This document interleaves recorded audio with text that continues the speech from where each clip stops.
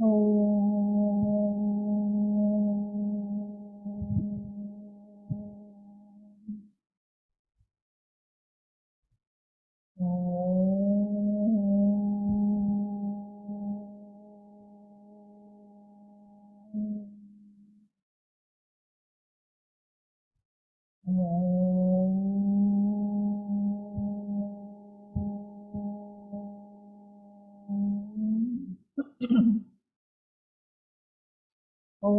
सहना भवतु सहनौ भुनक्तु सह वीर्यं करवावहै तेजस्विनावधीतमस्तु मा विद्विषावहै। ॐ शान्ति शान्ति शान्तिः। वक्रतुण्ड महाकाय सूर्यकोटिसमप्रभ निर्विघ्नं कुरु मे देव सर्वकार्येषु सर्वदा। सरस्वती नमस्तुभ्यं वरदे कामरूपिणि विद्यारम्भं करिष्यामि सिद्धिर्भवतु मे सदा। गुरुर्ब्रह्मा गुरुर्विष्णुः गुरुर्देवो महेश्वरः गुरुरेव परं ब्रह्म तस्मै श्रीगुरवे नमः। तस्मै श्रीगुरवे नमः। सच्चिदानन्दरूपाय विश्वोत्पत्त्यादिहेतवे तापत्रय विनाशाय श्रीकृष्णाय वयं नुमः। श्रीकृष्णाय वयं नुमः। यं प्रव्रजन्तम् अनुपेतम् अपेतकृत्यं द्वैपायनो विरहकातराजुहाव पुत्रेति तन्मयतया तरवोऽभिनेदुः तं सर्वभूतहृदयं मुनिमानतोऽस्मि।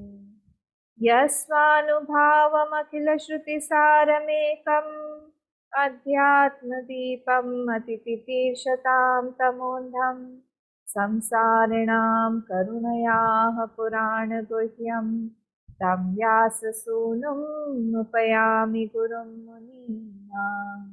नारायणं नमस्कृत्य नरं चैव नरोत्तमं देवीं सरस्वतीं व्यासं ततो जयं मुदीरये।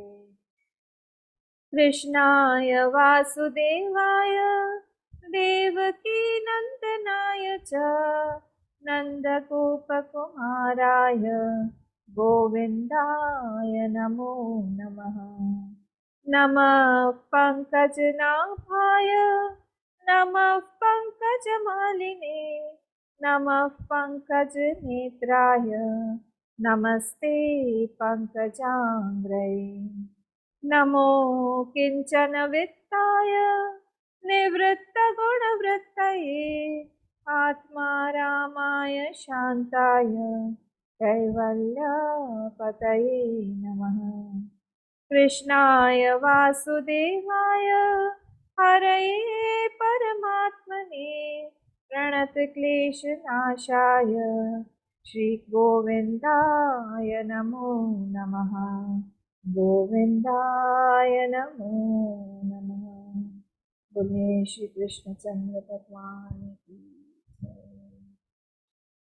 श्री सत्यनाथ महाराज की जय।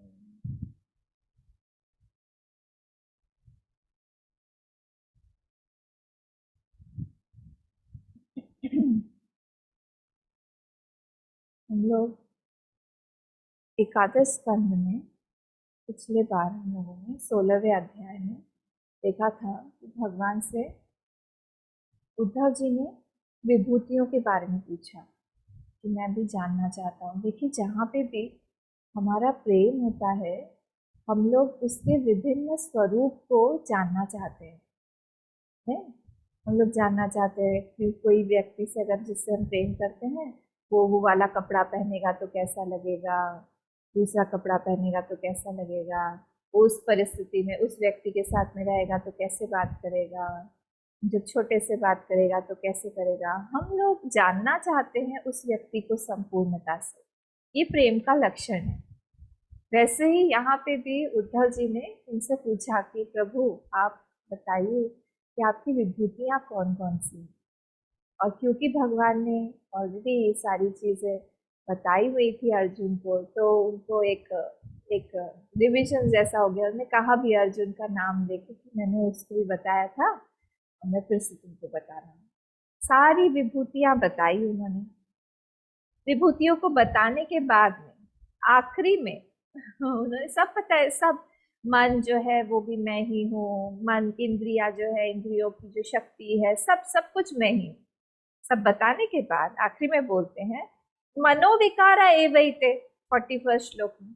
ये सब सब कुछ क्या है, ये सारे मनोविकार ही है। जितनी भी ये सारी विभूतियां तुम देख रहे हो ना, उसको तुमको आलम्बन बनाना चाहिए ताकि तुम विभूतियों के परे मुझे देख सको। हम फंस जाते हैं विभूति में ही। अगर हम विभूति देख रहे होंगे तो फिर नहीं फंसेंगे, पर हम उस ऑब्जेक्ट को अगर देख रहे हैं, वो विषय को अगर हम देख रहे हैं, तो उस विषय में इतनी शक्ति होती है कि वो हमारा ध्यान पूरी तरह से खींच के अपने अंदर रखेगा।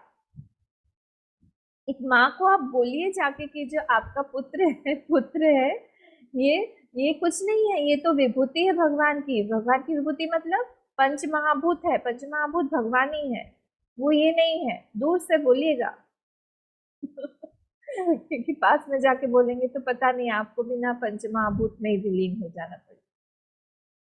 क्योंकि उसकी दृष्टि वहां पे किस चीज पे है कि नहीं, मेरी दृष्टि है, मेरा पुत्र है, मैंने इसको गर्भ में धारण किया है, भाई मैंने बड़ा किया है तिल तिल करके, और आप कह रहे हैं कि विभूति होगी। विभूति दूसरों के लिए होगी, मेरे लिए तो नहीं। हमारा अटेंशन वहां नहीं जा पाता, और इसीलिए भगवान बोल रहे हैं यहाँ पे आखिरी में मनोविकार है वैसे। ये सारे के सारे मनोविकार हैं, कौन बोल पाएगा नहीं सब। इसलिए उद्धव ने शुरुआत में ही भगवान को एक बहुत सुंदर नाम दिया था, और वो नाम है तीर्थ पदांग्री पद्म। तो याद है 5th श्लोक में उन्होंने कहा था कि आपके जो पद है, आपका नाम क्या है, तीर्थ पदांग्री पद्मम। उनका एक नाम है। जितना ज्यादा हम अपने प्रेमी को प्रेम करें, तो हम अलग अलग नाम से उसको बुलाते हैं। हमारा निकनेम रहता है जिसको भी हम बुलाएंगे। हाँ, ए शुभो, कुच्चो, मुच्चो, जो भी नाम है हम लोग घर पे जो भी रखते हैं वो सब करके, वो नाम किसी और को पता नहीं होगा, वो हमारा एक पर्सनल नेम होगा, उसी से हम संबोधित करेंगे। वैसे ही यहाँ पे भी भगवान के साथ में जब वो रह रहे हैं, रहते रहते उनका प्रेम दिखाई दे रहा है उनके संबोधन में। कहते हैं तीर्थ पदांग्री पद्मम। आप जहाँ पे भी जाते हैं उस जगह को, उस स्थान को तीर्थ बन जाता है। आपके चरण ऐसे हैं, चरणों की वंदना है, तीर्थ पदांग्री पद्मम। वो भगवान यहाँ पे बोल रहे हैं क्या कि जो भी तुमको दिखाई दे रहा है उद्धव, मैंने सब कुछ वर्णन किया है, ठीक है। किस लिए? प्रिलिमिनरी स्टेज के लिए। हम लोग ABCD जो सीखते हैं वो प्रिलिमिनरी स्टेज के लिए, 1 2 3 4 प्रिलिमिनरी स्टेज है। उसके बाद क्या है, हम ABCD, हम A for apple, B for boy, B for baby, या C for cat, D for dog, हम उसके लिए नहीं सीखते हैं कि हमको A फॉर एप्पल पर ही हम अटके रहें। हमको आगे बढ़ना है। उसके बाद सेंटेंस फॉर्मेशन, वर्ड्स हमको नए नए सीखने हैं, अलग अलग तरीके से हमको उसको जगह जगह पे प्लेस करना है, वो हमारा अगला स्टेप है। वैसे ही यहाँ पे अगर हमारा कहीं पे अटैचमेंट है, राग है, द्वेष है, हमको मान अपमान फील होता है, हमें कभी कभी छोटा लगता है, कभी हम दुखी हो जाते हैं, कभी हम सुखी हो जाते हैं, ऊपर नीचे तारतम्य मन का बहुत ज्यादा है, उस समय के लिए इससे विभूति को हम लोग यूज कर सकते, देख के कि ये भगवान की विभूति है। किसी ने मेरा अपमान किया, ये भगवान के द्वारा हुआ है, क्योंकि वो भी भगवान उसमें भी है। किसी ने मेरा सम्मान किया, वो सम्मान भगवान को अर्पित है। क्यों? क्योंकि मैं उसके लायक नहीं हूँ, क्योंकि सारी की सारी चीजें भगवान ने मुझ में डाली हुई है। जो भी कुछ दिखाई दे रहा है वो सब भगवान का ही है। इसको हमें यूज करके जब हम लोग एक छलांग लगाते हैं, अगले छलांग में भगवान बोल रहे हैं ये सब देखो कि सारी चीजें मनोविकार है, कुछ नहीं यहाँ पे। और किस बुद्धि से? भक्ति वाली बुद्धि से। आखिरी श्लोक था, भक्ति वाली बुद्धि से तुम अपने मन को कंट्रोल करो, वाणी को कंट्रोल करो, और पूरा का पूरा मन जो है प्राणों के सहित, वाणी के सहित मुझ में तुम लगा दो। तो कंट्रोल कंट्रोल कौन करेगा, वश में कौन करेगा, किसमें इतनी क्षमता है? बुद्धि में। पर वो बुद्धि कैसी होनी चाहिए? मद भक्ति युक्तया बुद्धिया, वो भगवान के द्वारा संचालित होनी चाहिए, उसके सारथी भगवान होने चाहिए। ऐसा नहीं होना चाहिए कि वो अहंकार युक्त बुद्धिया नहीं बोला भगवान ने, संसार युक्त बुद्धिया नहीं बोला भगवान ने, वासना युक्त बुद्धिया नहीं बोला भगवान ने। वहां पे वो कह रहे हैं मद भक्ति युक्तिया बुद्धिया, बुद्धिया तथा परिसमापित। तो तुम अपने मन को, वाणी को, सबको, सब चीजों को मुझ में लगाओ। जो भी चीज तुम्हारी दिखाई दे रही हो सब मुझ में लगाओ। कैसे पॉसिबल होगा? भक्ति के द्वारा। भक्ति प्रेम का ही नाम है। जब हम भगवान से इसको जोड़ते हैं उसको हम भक्ति बोल देते हैं। जब हमारा हृदय, हमारा चित्त एकदम कोमल बन जाता है, जिसमें इम्प्रेशंस पड़ते हैं, जिस एकदम कोमल मतलब भात की तरह जो बनता है, रामकृष्ण परमहंस इसको बोलते थे। भक्ति मतलब भात बनना। चावल कैसा कठोर रहता है, मुलायम नहीं होता है, और जब हम लोग इसको पकाते हैं पानी के द्वारा, थोड़ा सा अग्नि के द्वारा, उसमें वो पक जाता है, मिठास आ जाती है उसमें, उसको बोलते हैं भात। वैसे ही हृदय को जब हम लोग बना लेते हैं, भगवान की भक्ति के युक्त हो जाता है हमारा चित्त, तो उसको हम लोग भगवान में निवेशित अच्छे से कर पाएंगे, क्योंकि उसमें इम्प्रेशन अच्छे से पड़ता है। यहाँ पे अगले वाले इसमें चलते हैं हम। अगले वाले में क्वेश्चन अब उद्धव जी का यही था कि अब हम कैसे इस भक्ति को प्राप्त करें प्रभु। अब हमें ये बताइए कि सरल से सरल उपाय इस भक्ति का क्या है, भक्ति प्राप्त करने का।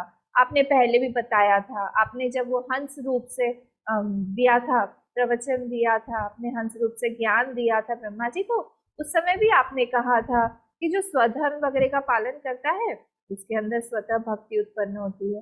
मुझे इसके बारे में समझाइए कि स्वधर्म क्या है, वर्णाश्रम धर्म क्या है, और उससे कैसे भक्ति की प्राप्ति होती है।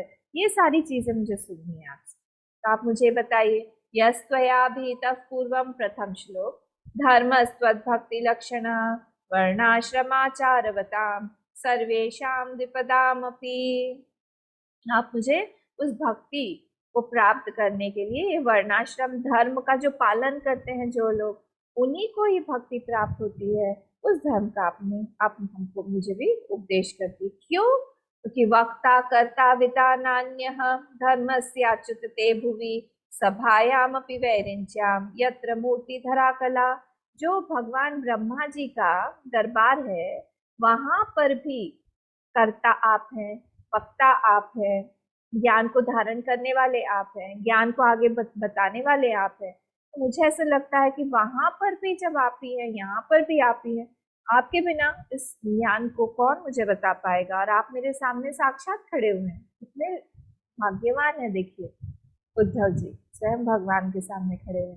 कर्ता वित्रा प्रवक्त्रा च भवता मधुसूदन त्यक्ते महितले देव विनष्टम कफ प्रवक्षति। और एक और बात है प्रभु, अब जब इस धराधाम को छोड़ के चले जाएंगे, अभी अल्टीमेटली तो वहीं, ये सारा चीज तो वहीं के उसी की तरफ जा रहा है ना। भगवान तो आखिरी में खड़े हुए हैं अब अपने लोक को जाने के लिए। स्वधाम गमन की क्रिया ऑलरेडी शुरू हो चुकी है। तो यहाँ पे इसलिए बोल रहे हैं वो कि आप ही करता है, आप ही रक्षक है, आप ही उपदेशक है, सब कुछ आप ही है। पर यहाँ पे जब आप इस पृथ्वी तल को छोड़ के चले जाएंगे, तो इस ज्ञान को कौन धारण करेगा? ये तो नष्ट हो जाएगा। और इसीलिए इसकी रक्षा के लिए प्रभु मैं आपको चाहता हूँ कि आप मुझे बताएं ये कौन है, क्या है, कैसे भक्ति को हम लोग बढ़ा सकते हैं।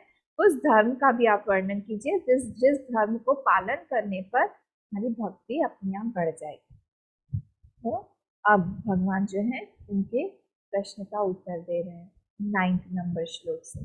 उसके पहले मैं आप लोगों से थोड़ा सा इसके बारे में हम चिंतन करते हैं कि वर्णाश्रम जो है वो क्यों जरूरी है, आवश्यक क्यों है। तो यहाँ पे वर्णाश्रम, वर्ण प्लस आश्रम, ये निर्धारण होने के बाद उसमें जब एक व्यक्ति निश्चित होता है आप उसको अपनी अपनी ड्यूटीज के बारे में, धर्म के बारे में पता है, उसको क्या कर्म करना है। जब वो सारे कर्म करता है उस हिसाब से उसके पुण्य जनरेट होते हैं, पुण्य बनते हैं, और उस तरह से उसके पुण्य बनेंगे, जैसे उसका अंतःकरण बनेगा। तो यहाँ पे प्रश्न ऐसा आता है, जब हम कलयुग में हैं अभी, तो प्रश्न ऐसा आता है कि क्या अभी भी ये वर्णाश्रम जो है वो लेजिटिमेट या इम्पोर्टेंट है आजकल के संसार में, आजकल की दुनिया में। प्रश्न आता है, कई लोग मुझे पूछते भी हैं कि क्या इसको हम हटा नहीं सकते, क्योंकि ऐसा लगता है कि एक्सप्लॉयटेशन। बिल्कुल ठीक बोला आपने, एक्सप्लॉयटेशन है। पर जब भगवान ने स्वयं चौथे वाले अध्याय में बोला हुआ है, चातुर्वर्ण्यम मया सृष्टम पुनः कर्म विभागश तस्य कर्तारम मां विद्धि कर्तारम अव्यय। मैंने ही उसको चातुर्वर्ण्य मया सृष्टम, मैंने ही बनाया हुआ है। तो हम भगवान को हम कैसे बोले कि उन्होंने जो कुछ किया है वो गलत है? ऐसे तो हो नहीं सकता है। तो हम लोगों को जब स्क्रिप्चर, शास्त्र कुछ एक बता रहा है, पर वैसा अनुभव हमारा अभी नहीं हो पा रहा है, उस समय हम लोग को रिकंसाइल करना चाहिए कि कहाँ पे हमारी दृष्टि में कहीं ना कहीं भेद है, जहाँ पे हमको ठीक करने की जरूरत है। पूरी तरह से हम उसको उड़ा नहीं सकते। जैसे मुझे कई बार यहाँ पे आके, आसाम में आके लगता है, उस समय जब शंकर देव जी यहाँ पे थे, जब उस समय की बात है, उन्होंने पूरी की पूरी तरह से रिचुअल्स को उड़ा दिया। अब क्या हुआ, रिचुअल्स जो है वो ब्राह्मणों के अंडर में थे, उनके पास में वहां पे ब्राह्मण लोग जो थे वो बहुत ज्यादा एक्सप्लॉइट कर रहे थे उस समय।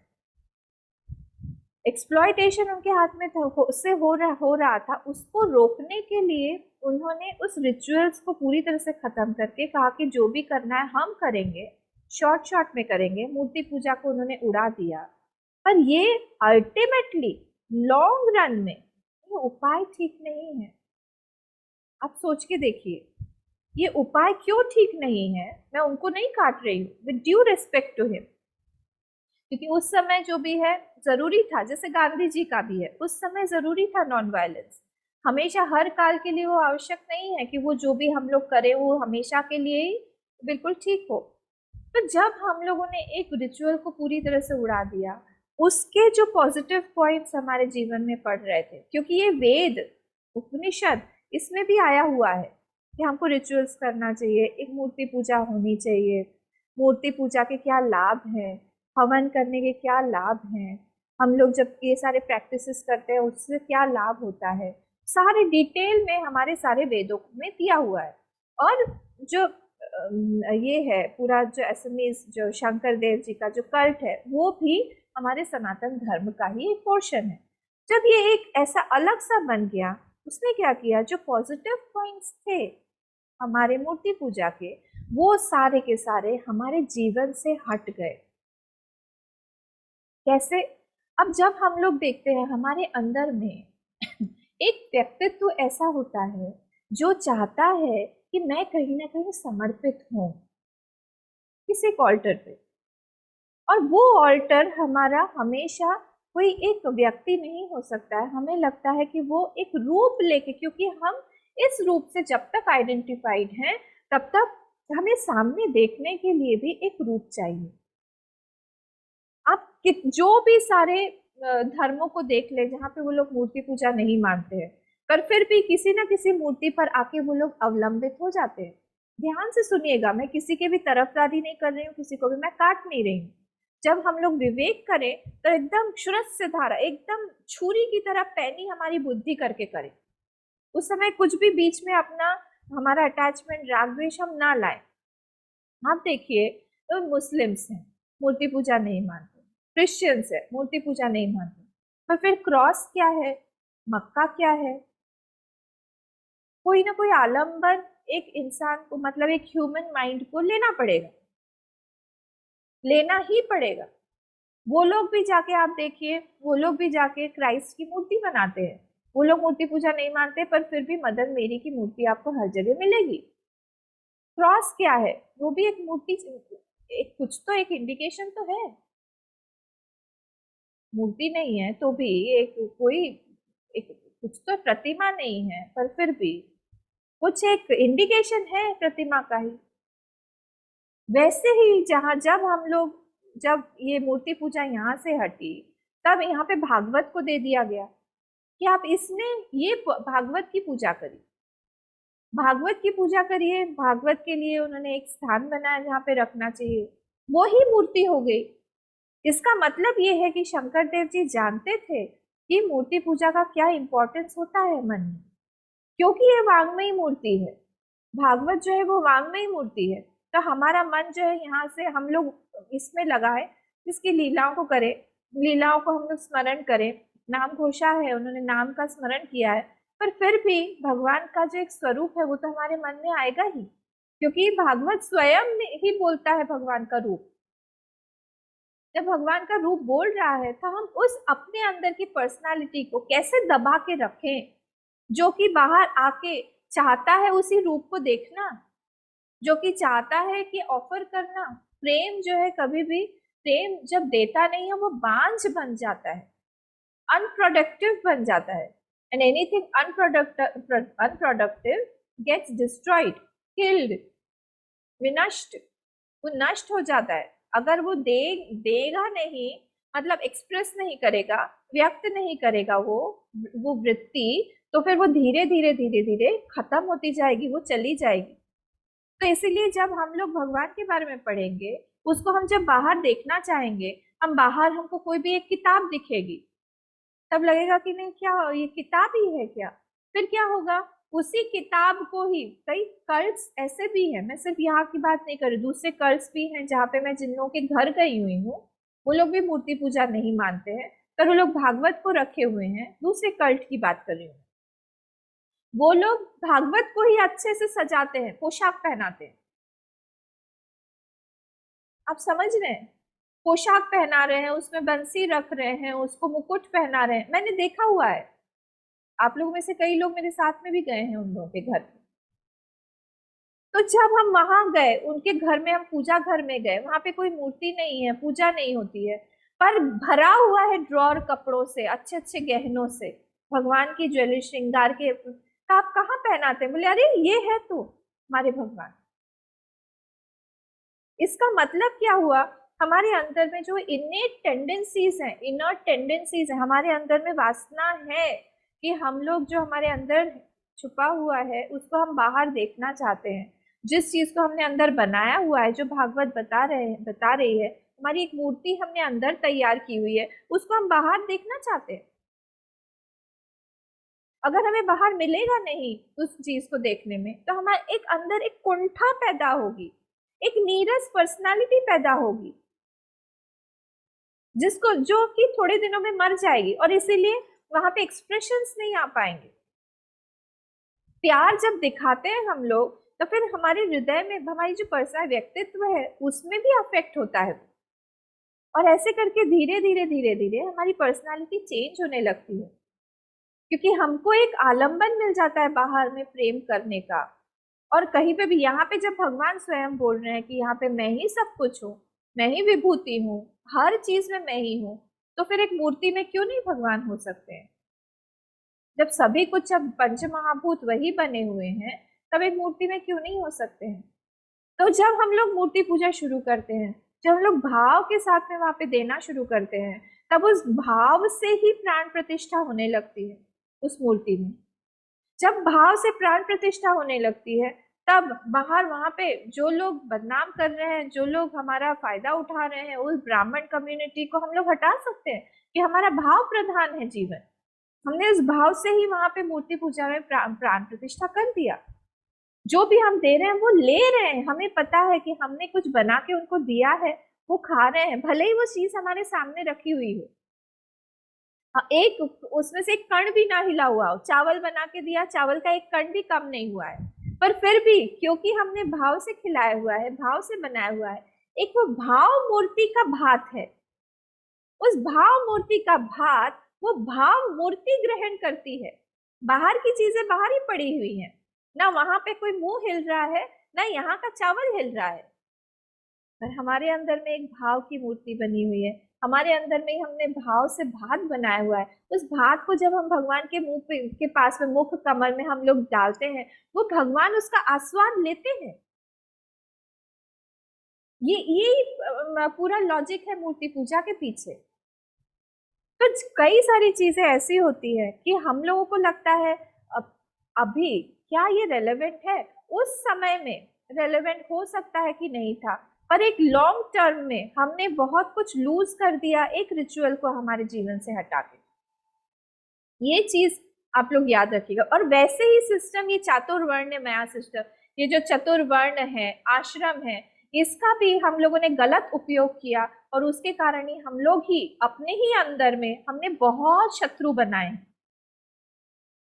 हमने, क्योंकि भगवान ने इस चीज को बनाया हुआ है, तो हम लोग को ये जानना चाहिए कि इसका प्लस पॉइंट, इसका जो पॉजिटिव एस्पेक्ट है वो क्या है। हमारे ही शरीर में हम लोग का अलग अलग वर्ण है। कैसे? सिर जो है, सिर पैर का काम नहीं कर सकता है, पैर सिर का काम नहीं कर सकता है। हाथ जो है पैर का काम नहीं कर सकता है, पैर सिर का काम नहीं, हाथ सिर का काम नहीं कर। अपना अपना इन लोगों का सबका अपना अपना काम है। वैसे ही जो सिर है उसको हम लोग बोलते हैं ब्राह्मण है, क्योंकि वहां से सोच विचार करके हम लोग जो भी वो सब बोलता है, हाथ उठो वो उठाओ, वहां से वो रुमाल उठाओ, पैर तुम उस तरफ जाओ, यहाँ पे गंदा है, गीला है, गिर जाओगे, वहां पे चलो। कौन आज्ञा दे रहा है? बुद्धि। तो वो ब्राह्मण वर्ण हो गया। हाथ क्या कर रहा है? हाथ हमेशा हमको सुरक्षा प्रदान करता है। कोई भी अगर पत्थर हमारे सिर के ऊपर आके गिर रहा है तो हाथ आके ऐसे करके बचा लेगा कि नहीं, हाथ पे गिरना नहीं चाहिए, सॉरी सिर पे गिरना नहीं चाहिए, इसको हटाओ। तो ये रक्षा कौन कर रहा है? वो क्षत्रिय हो गया हाथ। तो जंघा जो है हमारी, ये वैश्य वर्ण हो गया, क्योंकि पूरे बॉडी को सपोर्ट कर रही है। जंघा ही पूरे बॉडी को सपोर्ट कर रही है, सबसे स्ट्रॉन्गेस्ट पोर्शन है हमारी बॉडी का। और पैर क्या है? पैर शूद्र है। बिना पैर के हम कहीं जा सकते हैं क्या? इसका मतलब ये नहीं है कि पैर अनवांटेड है, इसको हम हटा दें।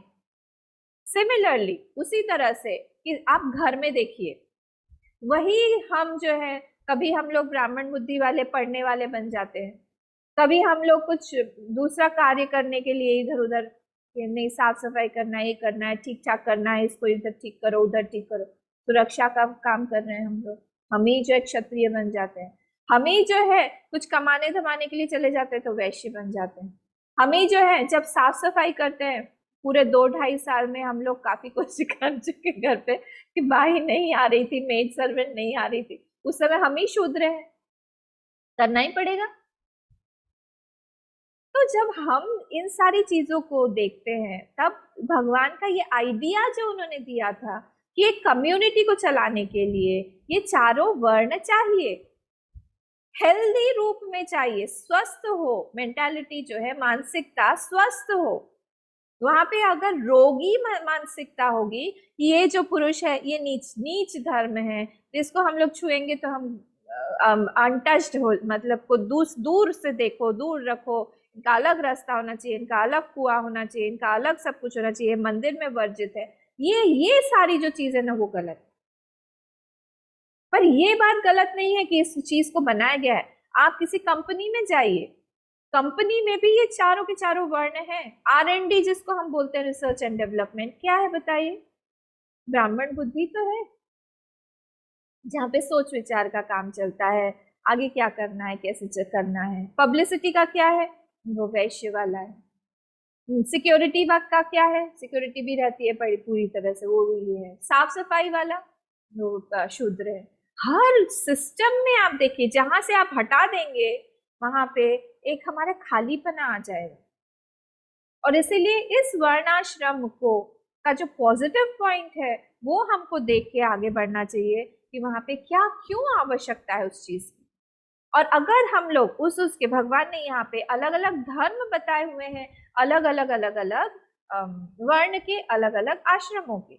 अब होता ऐसा है कि हमारा जो जन्म है, अगर हमारा किसी एक पर्टिकुलर वर्ण में जन्म हुआ है, तो हमारे पास्ट ये कुछ कर्म ऐसे हैं, हमारी वृत्ति अंदर की कभी कभी वैसी होती है, बहुत क्लैश बहुत ज्यादा नहीं करता है। कई बार होता है ऐसा कि कोई जैसे ब्राह्मण कुल में जन्म हुआ है, रावण का जैसे हुआ था, पर उसका नेचर कैसा था, राक्षस टेंडेंसी थी उसकी सारी, उसकी शूद्र वृत्तियां थी सारी, उसकी वृत्ति ठीक ठाक नहीं थी, राक्षसी थी वृत्तियां सारी, ब्राह्मण उसमें पैदा होने के बाद में भी।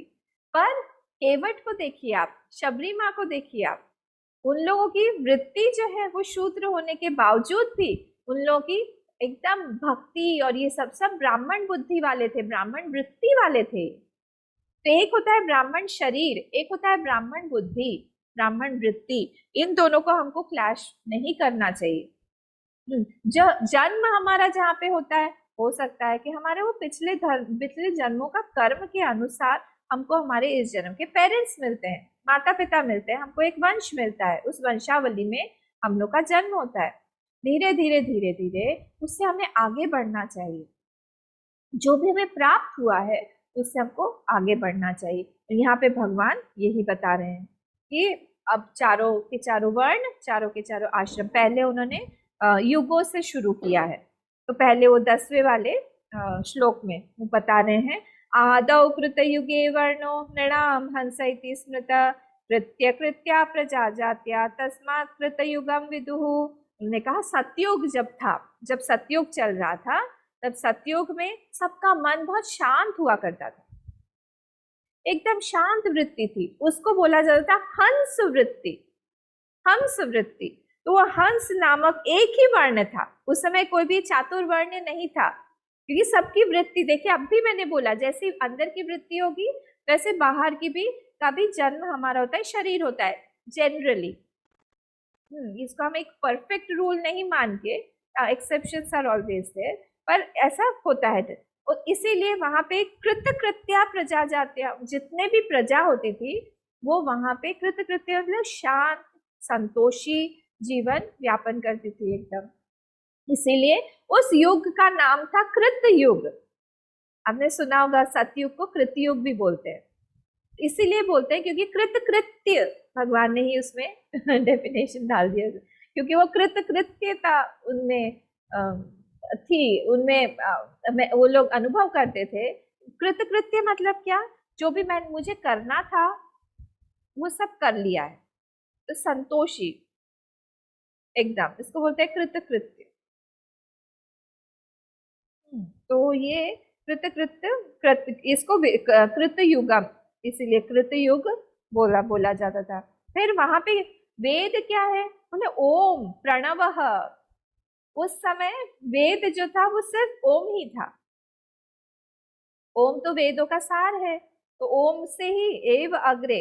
और धर्म क्या था, वृषभ रूपधारी धर्म था, वृषभ रूपधारी धर्म का मतलब सारे के सारे चारों पैर धर्म के, वो सारे के सारे तपस्या शौच दया सत्य, ये चार जो चरण होते हैं धर्म के, वो चारों के चारों चरण टिके हुए थे। और सब लोग मेरी उपासना उस हंस रूप से करते थे।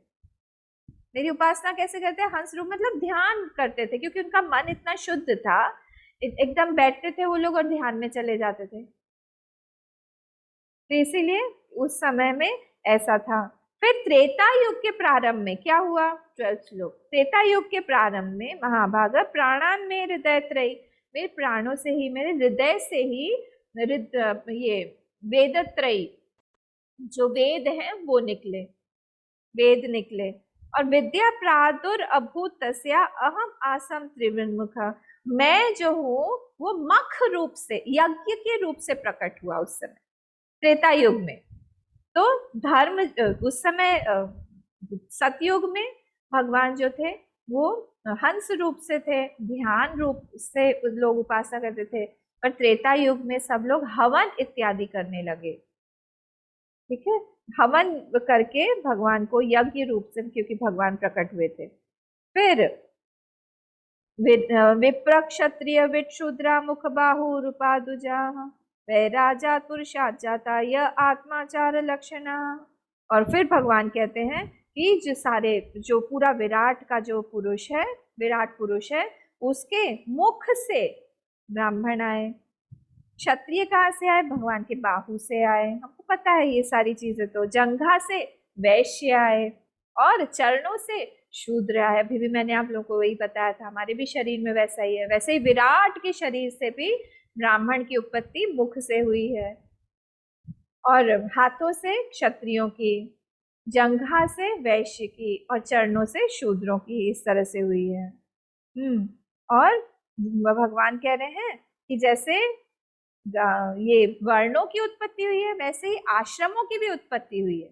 चलिए चलिए देखते हैं। चलिए, आश्रम मेरे उरु स्थल से गृहस्थ आश्रम आया हुआ है, मतलब जंघा से गृहस्थ, क्योंकि ये सपोर्ट करता है बाकी तीनों आश्रमों को।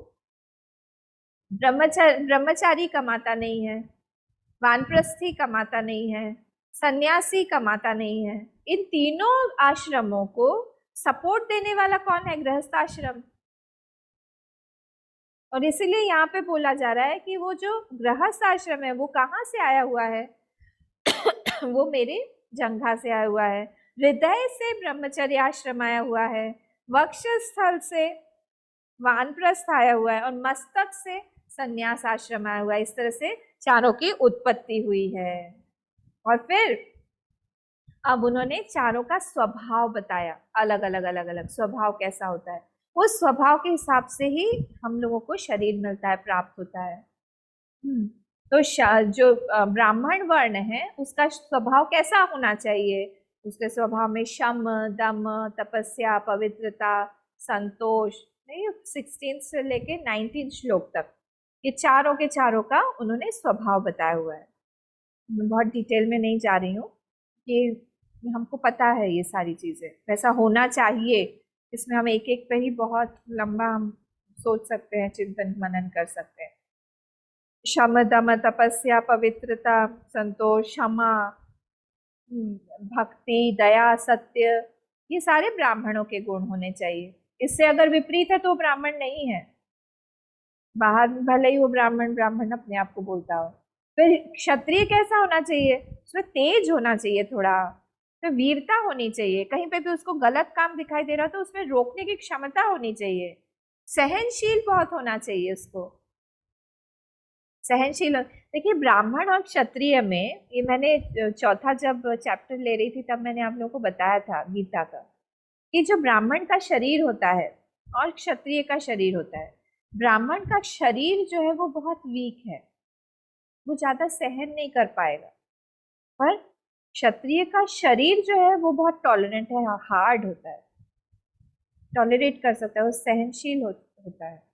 तो कहीं कट जाए, कहीं कुछ हो जाए, उसको सहन कर लेगा। पर ब्राह्मण जो है वो अंदर की जो उसकी वृत्ति होती है, जैसे उसको अपमान हो गया, वो सहन कर लेगा, वो रिएक्ट नहीं करेगा, वो मतलब उसकी ब्राह्मण वृत्ति है। क्षत्रिय वो कभी भी सहन नहीं कर पाएगा, वो बिल्कुल तलवार खींच के खड़ा हो जाएगा, या फिर खुद बोल के जाएगा, झगड़ा करके जाएगा, बोल के जाएगा, कुछ ना कुछ दिखा के जाएगा कि तुम भी ठीक नहीं बोल रहे हो, मुझे इतना सुना है, तुम मत समझो कि तुम ही ठीक बोल रहे हो। ये क्षत्रिय होगी, टॉलरेंस नहीं, ये डिफरेंस हो जाता है। हाँ, तो ये सब हमारा क्या है, क्षत्रिय वर्ण का। फिर उन्होंने दिया वैश्य वर्ण का, क्या ये सब भगवान बता रहे हैं। हाँ, भगवान उद्धव जी को बता रहे हैं। वैश्य का क्या है? आस्तिकता, दान। देखिए, अब वैश्य के बगैर हम लोग कोई भी काम नहीं कर सकते, क्योंकि हर जगह पे लक्ष्मी माँ की जरूरत है। एक घर भी नहीं चलेगा बिना वैश्य वृत्ति के। तो अगर हम लोग इस वैश्य वृत्ति को हटा दें तो फिर हमारा पूरा का पूरा सिस्टम जो है डाउन हो जाएगा, नीचे गिर जाएगा। आप कितने भी बड़े बड़े मंदिर देख लीजिए, आपको लगता होगा कि हो सकता है वैश्य वृत्ति वाले थोड़ा कंजूस होते हैं, देते नहीं हैं, बहुत सोच समझ के खर्चा करते हैं, क्योंकि उन्होंने कमाया हुआ है, उनकी वृत्ति थोड़ी सी वहां पे जाती है कि हाँ, मुझे थोड़ा सा कंट्रोल करके थोड़ा बहुत इकट्ठा करके रखना है।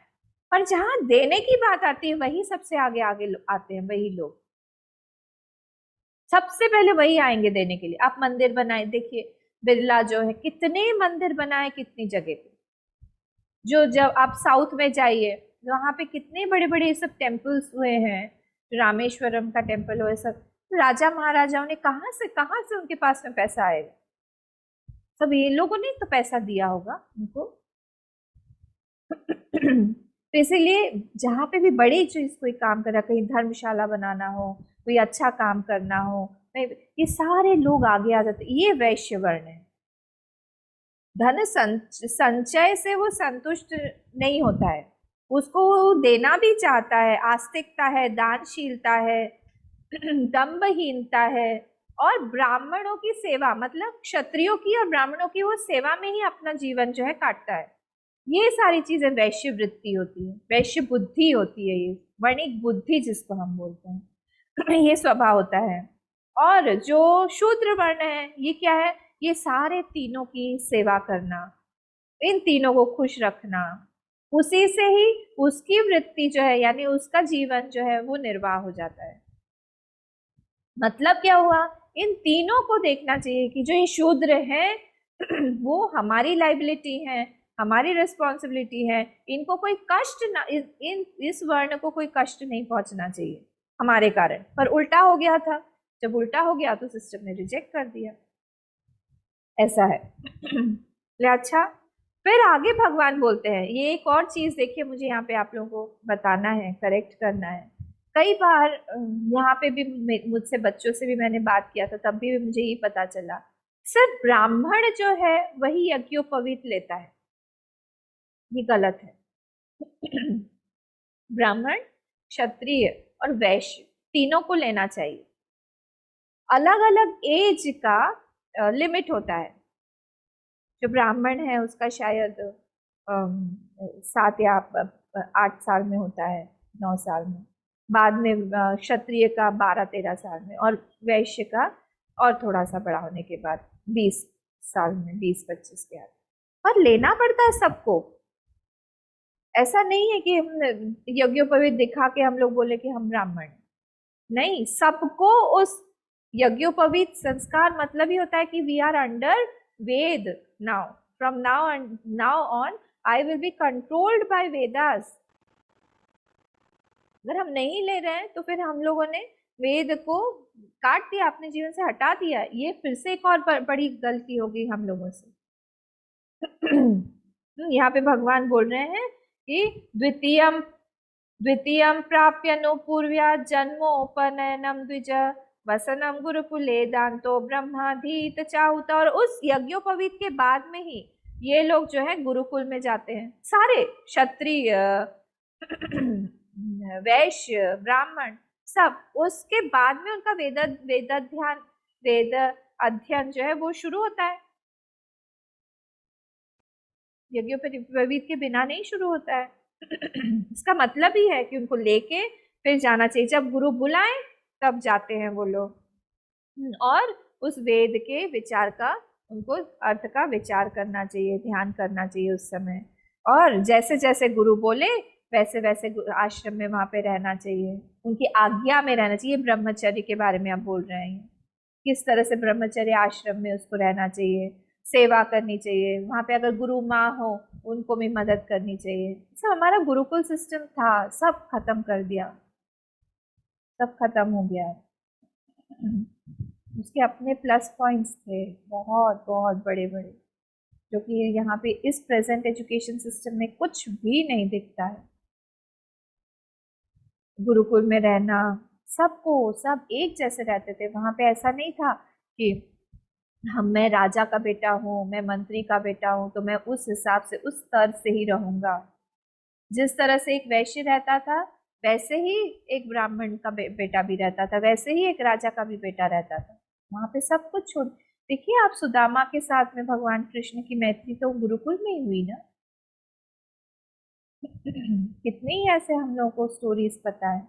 सब एक जैसे आके रहते थे, सब एक साथ आके जो वहां पे खाना बनता था खाते थे, सब एक साथ सुख दुख को भोगते थे, सब एक साथ पढ़ाई करते थे, सीखते थे। ग्राउंड लेवल रियलिटीज को हमको अगर समझाना है किसी को तो गुरुकुल ही सबसे अच्छा उपाय है। नहीं तो हम हेड को, हमारे दिमाग को इतना बड़ा बना देते हैं, और हार्ट जो है हमारा बिल्कुल छोटा रह जाता है। We can not share. We go into depression. जब बच्चे होते हैं फटाफट फट से डिप्रेशन में चले जाएंगे, उनका कोई फ्रेंड सर्कल नहीं रहेगा, एक अकेला। आजकल तो एक एक बच्चे होते हैं, वो लोग अपने न शेयर करना जानते हैं, न वो लोग फ्रेंड्स बनाना जानते हैं। वो लोग अपने ही घर में अपने ही कमरे में अलग से बैठे रहेंगे। एक एक अजीब सी मेंटालिटी हो जाती है उनकी घर में। यही जब वो बाहर जाते हैं, जब वो दूसरों से मिलते हैं, दूसरों के साथ में शेयर करते हैं, दूसरों के साथ रहते हैं, तब एक अलग मेंटालिटी का एक व्यक्ति पर्सनालिटी एक तैयार होती है। उस चीज को यहाँ पे ध्यान देना चाहिए हमें। हमको अब क्या, अब गुरुकुल सिस्टम अगर फिर से वापस आ जाता है, सबसे ज्यादा हम लोग की जो जनरेशन है ना, नेक्स्ट जनरेशन, उसी को फायदा होगा। ये लाना चाहिए वापस धीरे धीरे करके। आचार्यम माम विजानीयात नावमन्येत करेचित, इस श्लोक को आप लोग अंडरलाइन कर लीजिएगा। न मर्त्य बुद्धिया सूयेत सर्वदेवमयो गुरु। भगवान बोल रहे हैं, 27 नंबर श्लोक, 17 चैप्टर का, एकादश स्तर 11.17.27। आचार्य माम विजानीयात नाव मन्येत, आचार्य को, उस गुरु को आप मेरा ही स्वरूप मानो, और मुझसे छोटा कभी भी मत आंकना उसको। न मर्त्य बुद्धिया सूयेत, और उसको मर्त्य बुद्धि से तो बिल्कुल भी आप मत देखो कि उसके अंदर गलती निकाल रहे हो, ये कर रहे हो, कर रहे हो। क्यों? कि सर्वदेव मयो गुरु, गुरु जो है उसके अंदर ही आपके लिए सारे देवता वास करते हैं। आप जैसे वहां पे रहोगे, वैसे वो देवता भी आपके लिए सामने आके आपको शिक्षा दीक्षा देंगे, आपको मार्गदर्शन करेंगे, आपको अच्छा सिखाएंगे, आपको आगे किस तरह से जीवन यापन करना है वो बताएंगे। सर्वदेव मयो गुरु, ये बता रहे हैं भगवान। फिर बोल रहे हैं कि जो भी गुरुकुल में वो कैसे रहेगा, गुरुकुल में ऐसे रहेगा जो भी उसको मिल जाए उसी में वो संतुष्ट रहे, वही खा ले। और भिक्षा वृत्ति से रहे। भिक्षा में भी सिर्फ खाना पीना ही नहीं, जो भी अगर कोई कपड़ा भी मिल रहा है उसको, दूसरी कोई वस्तु भी मिल रही है उसको, वो आके पहले गुरुदेव को दे। भिक्षा वृत्ति जो है, ये हमारे अहंकार को ठीक रखने के लिए बनाई गई थी। क्योंकि कहीं पे जाएंगे बहुत मान होगा, सम्मान होगा, आइए आइए चल लीजिए, आज हमारे यहाँ विवाह का दिन है और ब्रह्मचारी घर के सामने खड़ा हुआ है, बहुत खाना दे दिया। दूसरे दिन गए, दूसरे घर में गए, वहां पे अपमान हो गया, ए तुम लोग आ जाते हो रोज सुबह सुबह मांगने के लिए, कोई मिला नहीं किया, कोई काम धंधा नहीं किया।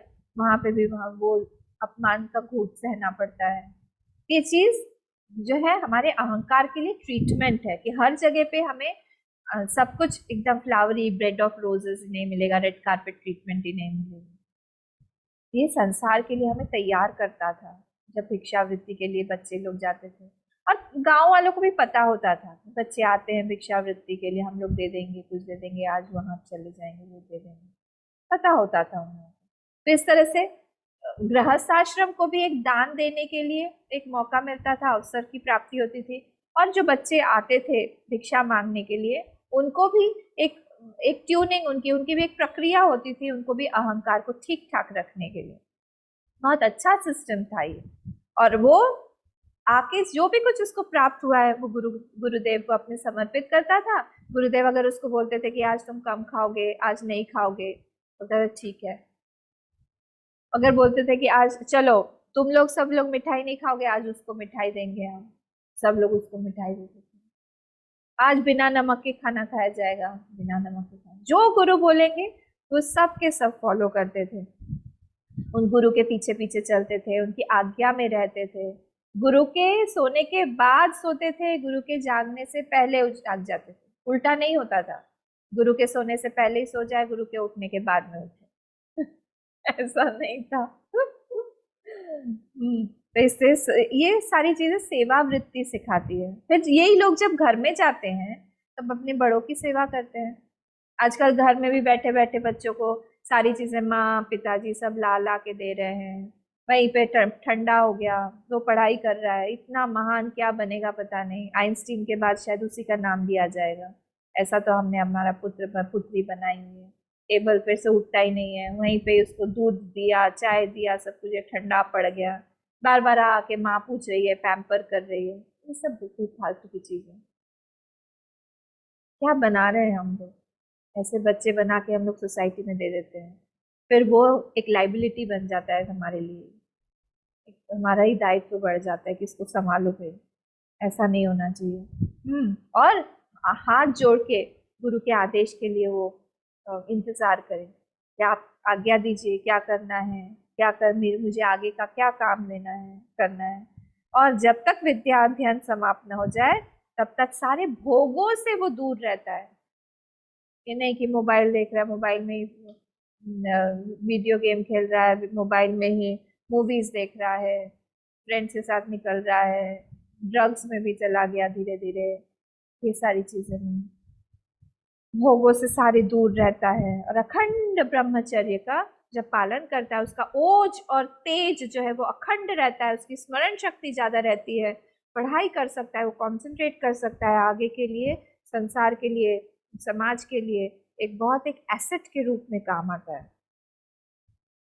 ठीक है। और ऐसा जो ब्रह्मचारी है उसको अगर लगता है बाय चांस कि मुझे आगे की का जो जीवन है वो मुझे अपने आप की खोज में बिताना है, मुझे अपने आप को जानना है, आत्मा का ज्ञान चाहिए, मुझे ब्रह्मलोक तक जाना है, मुझे स्वर्ग लोक इत्यादि नहीं जाना है, क्योंकि उसको ज्ञान वैसा ही बेसिकली गुरुकुल में प्राप्त होता है कि उसको दिखाई देता है क्या ठीक है क्या गलत है, कहाँ पे मुझे जाना चाहिए कहाँ नहीं जाना चाहिए, मेरा इस शरीर का गोल क्या होना चाहिए। अभी जब हम लोग एजुकेशन देते हैं अच्छे से ये हम लोग को समझा दिया जाता है कि योर गोल इज संसार, your goal is the world, your goal is money, your goal is some position, your goal is some certificate, your goal is some felicitation.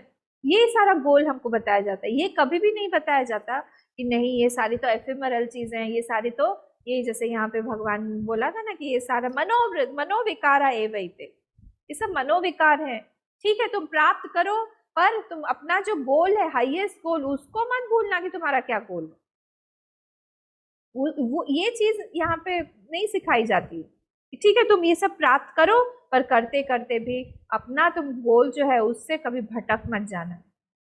और इसीलिए ये गुरुकुल सिस्टम में जब अगर रहते रहते एक ब्रह्मचारी को ऐसे समझ में आ जाता है कि नहीं मैं प्राप्त कर सकता हूँ किसी बड़ी चीज को मुझे सिर्फ इसी संसार को ही प्राप्त नहीं करना है, मुझे आगे भी जाना है, तब वो क्या करता है, वो अखंड ब्रह्मचर्य का व्रत लेके वो संन्यास आश्रम की तरफ डायरेक्टली चला जाता है। वो दोनों आश्रमों को काट देता है बीच में से, उसके पास में एक चंक ऑफ टाइम सेव हो जाता है उसका।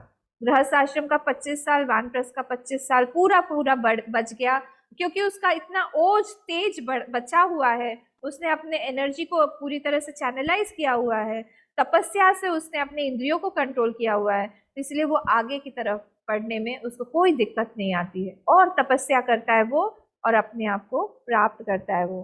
ब्रह्मचारी, वानप्रस्थ और सन्यासियों को चाहिए कैसा कि वो ये तीन तीन गृहस्थ आश्रम को छोड़ के कैसे कि वो स्त्रियों को ना देखें, स्पर्श ना करें, ये सब कॉमन जो भी चीजें हैं। जो स्त्री है उनके लिए पुरुषों का है से दूर रहें, ये सारी चीजें बताई गई हैं। फिर बोला कि उसके लिए जो ब्रह्मचारी है उसके लिए और बाकी के लोगों के लिए भी अच्छे से शौच में रहना, संध्या संध्या इत्यादि करना, शरीर का नियम, शरीर जप तप इत्यादि करना, तीर्थ में जाते रहना, तीर्थ सेवन भी लिखा हुआ है देखिए, सरलता से रहना, हाँ मौन रहना कभी कभी, ये सारी चीजें जो है उसको पालन करना चाहिए बीच बीच में। गृहस्थ और यह ब्रह्मचारी, गृहस्थ, वानप्रस्थ और सन्यासी सभी के लिए एक सा नियम है, सिर्फ एक के लिए नहीं है, ये सभी के लिए है। क्या कि उसको संध्यापासना, सरलता से रहना, तीर्थ सेवन करना, सब प्राणियों में मुझको देखना और और शरीर का जो संयम है उस शरीर से संयमित रहे, इस तरह से वो रहे। ठीक है। और फिर नैष्ठिक जो ब्रह्मचारी का व्रत लेता है, ब्रह्मचारी बनता है, उसके लिए तो तीव्र तपस्या से वो सारे अपने कर्म संस्कारों को काट देता है। देखिए ये व्यक्ति वैसा है जिसने अपने गुरुकुल में रह के गुरु की खूब सेवा की है, तपस्या के साथ में रहा हुआ है, नियम पता है आपको, जो नियम होते हैं ना, वो हमें कई सारी चीजों से बचा लेते हैं। हमें लगता है ऊपर ऊपर से कि कोई नियम जो है वो बहुत भारी पड़ रहा है, पर एक बार जब हम उसको फॉलो करने लगते हैं, करते करते करते करते, वो माइंड, हमारा जो मन है, वो उसका आदी हो जाता है। और हमको समझ में नहीं आता उस नियम के कारण, उस नियम के चलते हम लोग कितने दुर्गुणों से बच जाते हैं।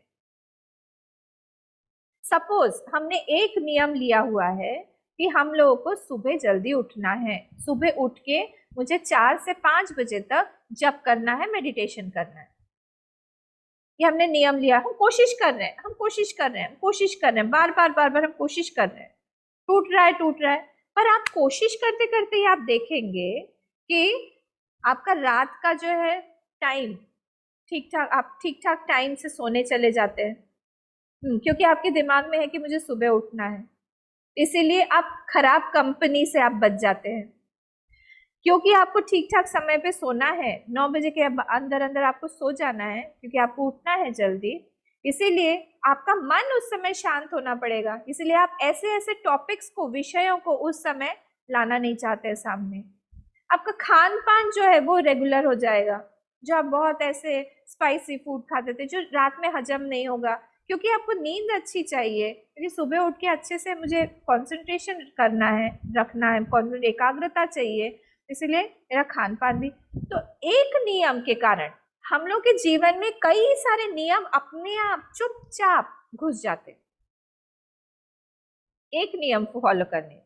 और उसका जब हम लॉन्ग टर्म, शॉर्ट टर्म नहीं, हाँ, जब हम लॉन्ग टर्म 20 साल, 25 साल, 30 साल के लिए हम लोग निभाते हैं, एक अलग तेजस्वीता आने लगती है, एक तेज आता है, एक शांति झलकती है चेहरे पर, और वो एक इनडोमिटेबल पर्सनालिटी बनने लगती है कि हाँ, ये छोटी छोटी चीजों में ही ये लुढ़क नहीं जाएगा, घुड़क नहीं जाएगा, इसको क्रोध नहीं आएगा, ये इमेच्योर्ड, एक अपरिपक्व एक कोई निर्णय नहीं लेगा ये।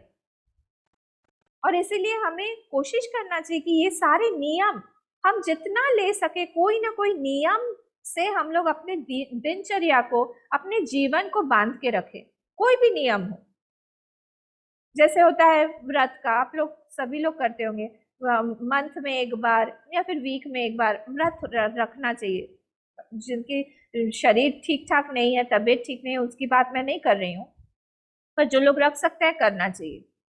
तीर्थ सेवन करना चाहिए, बाहर तीर्थों में जाना, एक होना चाहिए हमारे अंदर कि हाँ, हम लोग एक साल में एक तीर्थ में जरूर जाके आएंगे, आसपास में क्यों ना हो, हम लोग जाके आएंगे जरूर।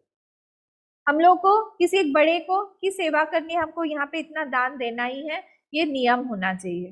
तो एक पूजा कोई है जो हम लोग करेंगे, हमारे घर में होगी, इस तरह से किया जाएगा, नियम होना चाहिए। जब हम लोग इतना इतना करेंगे, नियम होना चाहिए। हमारे आसपास में कोई अगर दुखी है, तो फिर वो, उसकी परेशानी मेरी परेशानी है, उसको मैं जितना हो सके कोशिश करूंगा हटाने की, वो एक नियम होना चाहिए।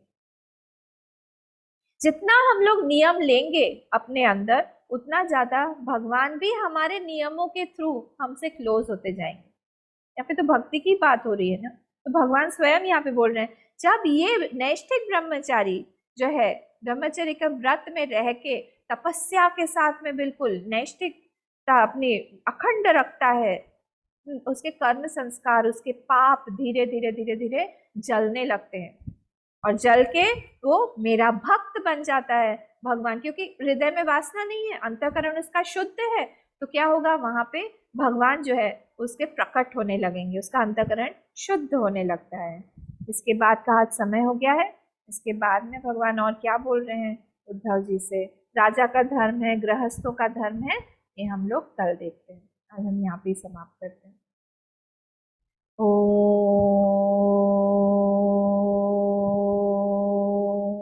पूर्णमदः पूर्णमिदं पूर्णात् पूर्णमुदच्यते पूर्णस्य पूर्णमादाय पूर्णमेवावशिष्यते। ओम शांति शांति शांतिः। हरिः ओम। श्री गुरुभ्यो नमः। हरिः ओम।